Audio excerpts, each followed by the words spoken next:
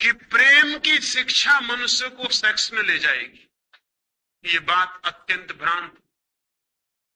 Sex की शिक्षा तो मनुष्य को प्रेम में ले जा सकती है, लेकिन प्रेम की शिक्षा कभी किसी मनुष्य को सेक्स में नहीं ले जाती। बल्कि सच्चाई उल्टी है, जितना प्रेम विकसित होता है उतनी ही सेक्स की ऊर्जा प्रेम में रूपांतरित होकर बटनी शुरू हो जाती। जो लोग जितने कम प्रेम से भरे होते हैं उतने ही ज्यादा कामुक होंगे, उतने ही सेक्सुअल होंगे। जिनके जीवन में जितना कम प्रेम है उनके जीवन में उतनी ही ज्यादा घृणा होगी। जिनके जीवन में जितना कम प्रेम है उनके जीवन में उतना ही विद्वेष होगा। जिनके जीवन में जितना कम प्रेम है उनके जीवन में उतनी ही ईर्ष्या होगी। जिनके जीवन में जितना कम प्रेम है उतनी ही उनके जीवन में प्रतिस्पर्धा होगी। जिनके जीवन में जितना कम प्रेम है उनके जीवन में उतनी चिंता और दुख होगा। दुख, चिंता, ईर्ष्या, घृणा, द्वेष, इन सबसे जो आदमी जितना ज्यादा घिरा है उसकी शक्तियां सारी की सारी भीतर इकट्ठी हो जाती हैं। उनके निकास का कोई मार्ग नहीं रह जाता। उनके निकास का एक ही मार्ग रह जाता है, वो सेक्स। प्रेम शक्तियों का निकास बनता है। प्रेम बहाव है। क्रिएशन सृजनात्मक है प्रेम, इसलिए वो बहता है और एक तृप्ति लाता है।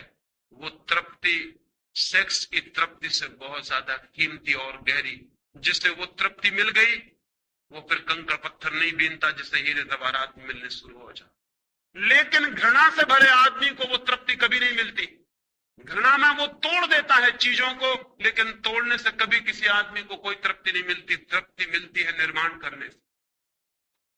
द्वेष से भरा आदमी संघर्ष करता है, लेकिन संघर्ष से कोई तृप्ति नहीं मिलती। तृप्ति मिलती है दान से, देने से, छीन लेने से नहीं। संघर्ष करने वाला छीन लेता है, छीनने से वो तृप्ति कभी नहीं मिलती जो किसी को दे देने से और दान से उपलब्ध होती। महत्वाकांक्षी आदमी एक पद से दूसरे पद की यात्रा करता रहता है, लेकिन कभी भी शांत नहीं हो पाता। शांत वे होते हैं जो पदों की यात्रा नहीं बल्कि प्रेम की यात्रा करते हैं, जो प्रेम के एक तीर्थ से दूसरे तीर्थ की यात्रा करते हैं। जितना आदमी प्रेमपूर्ण होता है उतना तृप्ति, एक कंटेंटमेंट, एक गहरा संतोष, एक आनंद का भाव, एक उपलब्धि का भाव उसके प्राणों के रग रग में बहने लगता है। उसके सारे शरीर से एक रस झलकने लगता है जो तृप्ति का रस है, जो आनंद का रस। वैसा तृप्त आदमी सेक्स की दिशाओं में नहीं जाता।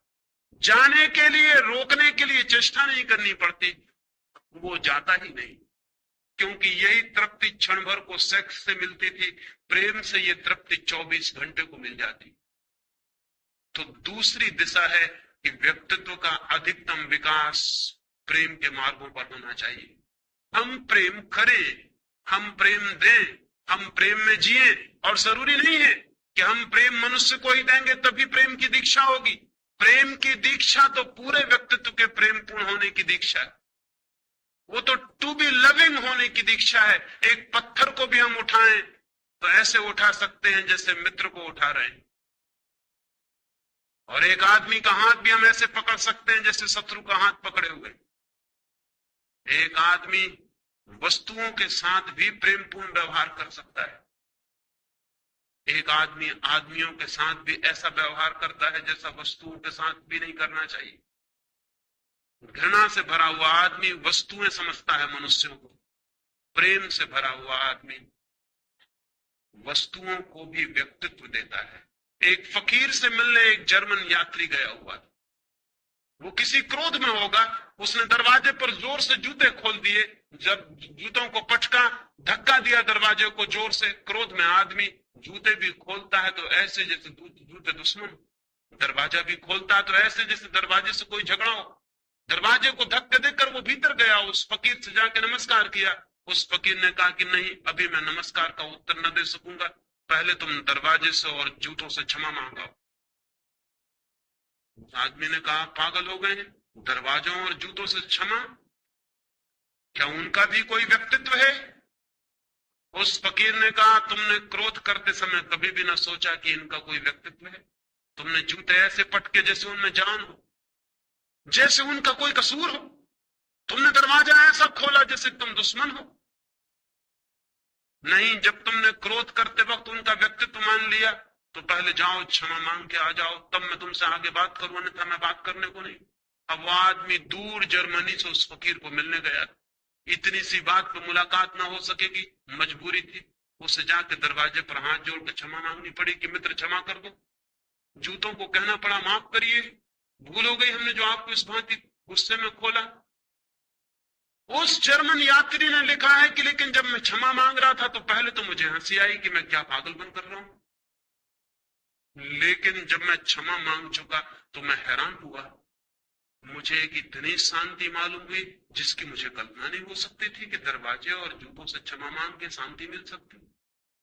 मैं जाकर उस फकीर के पास बैठा, वो हंसने लगा और उसने कहा अब ठीक, अब कुछ बात हो सकती है, तुमने थोड़ा प्रेम जाहिर किया, अब तुम संबंधित हो सकते हो, समझ भी सकते हो, क्योंकि अब तुम प्रफुल्लित हो, अब तुम आनंद से भर गए हो। सवाल मनुष्यों के साथ ही प्रेमपूर्ण होने का नहीं, प्रेमपूर्ण होने का है। ये सवाल नहीं है कि मां को प्रेम दो, ये गलत बातें हैं।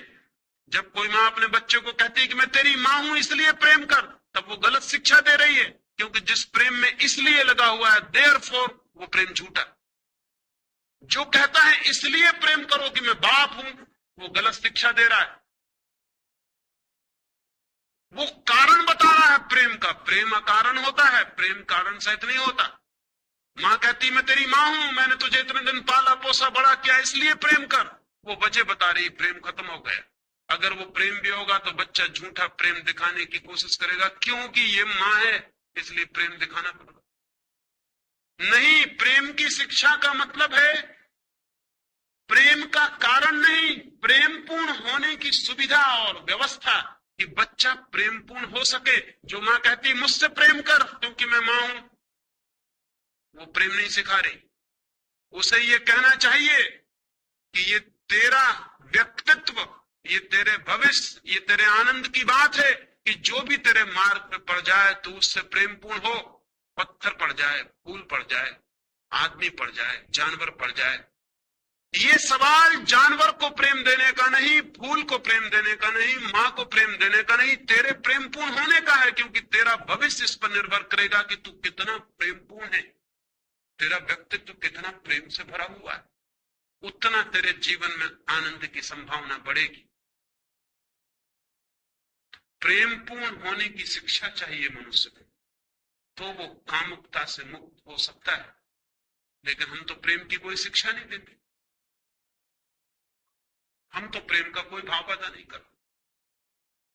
हम तो प्रेम के नाम पर भी जो बातें करते हैं वो झूठी सिखाते हैं उनको। क्या आपको पता है कि एक आदमी एक के प्रति प्रेमपूर्ण और दूसरे के प्रति घृणापूर्ण हो सकता है? यह असंभव है। प्रेमपूर्ण आदमी प्रेमपूर्ण होता है, आदमियों से कोई संबंध नहीं है उस बात का। अकेले में बैठता है तो भी प्रेमपूर्ण होता है, कोई नहीं होता तो भी प्रेमपूर्ण होता है। प्रेमपूर्ण होना उसके स्वभाव की बात है, वो आपसे संबंधित होने का सवाल नहीं।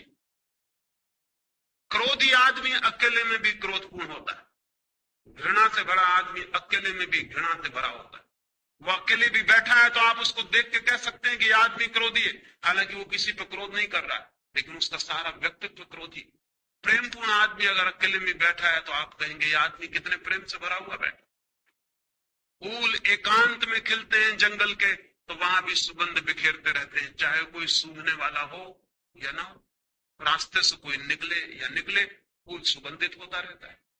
फूल का सुगंधित होना स्वभाव है, इस भूल में आप मत पड़ना कि आपके लिए सुगंधित हो रहा है। प्रेमपूर्ण होना व्यक्तित्व बनाना चाहिए, वो हमारा व्यक्तित्व हो।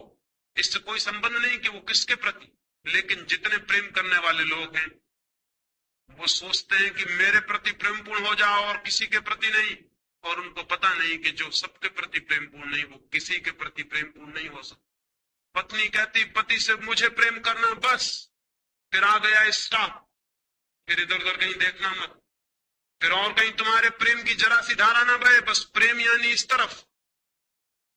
और उस पत्नी को पता नहीं कि ये प्रेम झूठा वो अपने हाथ से किए ले रही। जो पति प्रेमपूर्ण नहीं है हर स्थिति में हर एक के प्रति, वो पत्नी के प्रति भी प्रेमपूर्ण कैसे हो सकता है? प्रेमपूर्ण 24 घंटे के जीवन का स्वभाव। वो ऐसी कोई बात नहीं कि हम किसी के प्रति प्रेमपूर्ण हो जाएं और किसी के प्रति प्रेमहीन हो जाएं। लेकिन आज तक मनुष्यता इसको समझने में समर्थ नहीं हो पाई। बाप कहता है कि मेरे प्रति प्रेमपूर्ण, लेकिन घर में जो चपरासी है उसके प्रति वो तो नौकर। लेकिन उसे पता नहीं कि जो बेटा एक बूढ़े नौकर के प्रति प्रेमपूर्ण नहीं हो पाया है, वो बूढ़ा नौकर भी किसी का बाप है। वो आज नहीं कल जब उसका बाप भी बूढ़ा हो जाएगा, उसके प्रति भी प्रेमपूर्ण नहीं रह जाएगा। तब ये बाप पछताएगा कि मेरा लड़का मेरे प्रति प्रेमपूर्ण नहीं। लेकिन इस बाप को पता ही नहीं कि लड़का प्रेमपूर्ण हो सकता था उसके प्रति भी, अगर जो भी आसपास थे सबके प्रति प्रेमपूर्ण होने की शिक्षा दी गई होती तो वो इसके प्रति भी प्रेमपूर्ण होता। प्रेम स्वभाव की बात है, संबंध की बात नहीं। प्रेम रिलेशनशिप नहीं है। प्रेम है स्टेट ऑफ माइंड, वो मनुष्य के व्यक्तित्व का भीतरी अंग। तो हमें प्रेमपूर्ण होने की दूसरी दीक्षा दी जानी चाहिए एक एक चीज के प्रति। अगर बच्चा एक किताब को भी गलत ढंग से रखे तो गलती बात है, उसे उसी क्षण टोकना चाहिए। ये तुम्हारे व्यक्तित्व के लिए शोभादायक नहीं कि तुम इस भांति किताब को रखो। कोई देखेगा, कोई सुनेगा, कोई पाएगा कि तुम किताब के साथ दुर्व्यवहार किए हो, तुम एक कुत्ते के साथ गलत ढंग से पेश आए हो। ये तुम्हारे व्यक्तित्व की गलती है। एक फकीर के बाबत मुझे ख्याल आता है। एक छोटा सा फकीर का झोपड़ा। रात थी, जोर से वर्षा होती थी, रात के 12 बजे होंगे।